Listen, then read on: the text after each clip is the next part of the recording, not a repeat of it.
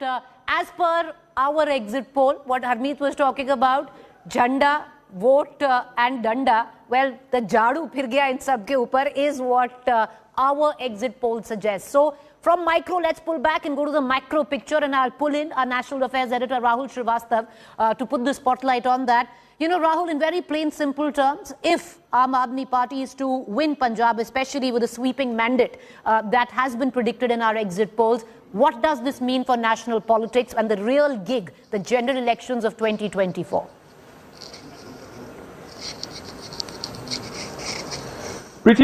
People may disagree with the numbers being cited, but if you look at all the exit polls, there is one clear trend emerging that the Aam Aadmi Party is leading.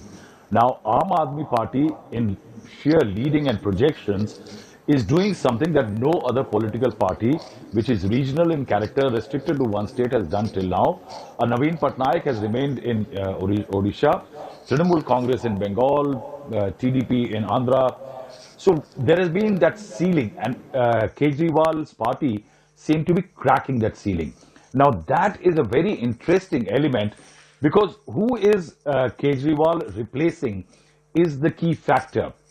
The key factor is that Arvind Kejriwal, somebody who has not straight-jacketed himself or funneled himself into a Delhi pride kind of element like Mamata Banerjee has done with the Bengal pride. Those who came to contest there were called outsiders.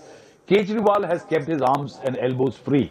Now that actually opens the avenues for Kejriwal much better than a Mamata Banerjee, though his state is way smaller than Mamata Banerjee's.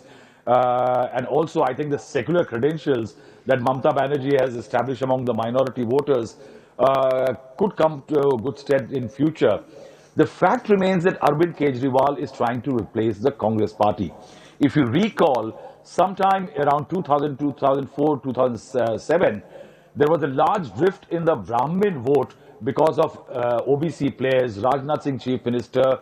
The Brahmins were unhappy, and Mayawati sensed that opportunity and grabbed that Brahmin vote, which was traditionally the Congress's and then had gone to the BJP. That's exactly what Arvind Kejriwal is doing.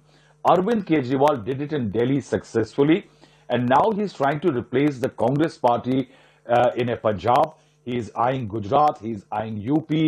They might be different ball game, the politics might be different altogether, but Kejriwal is attempting that. He has got 2 years to do that, build on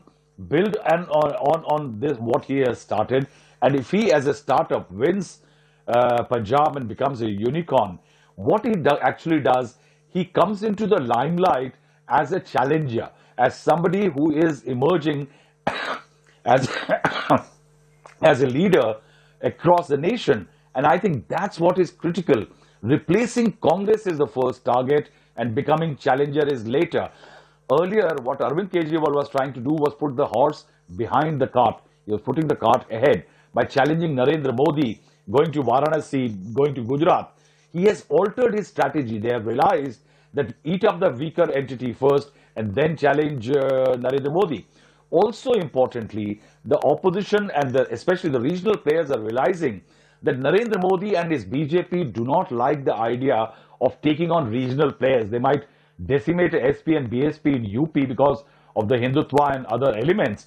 But elsewhere, it is difficult for BJP to take on the regional players, because Congress, being a national entity with baggage from the past, corruption, leadership issues, Rahul Gandhi's unproven track record as an administrator, for example, whereas Kejriwal, who says that he has done well in Delhi, all those elements make BJP a more suitable challenger for the BJP.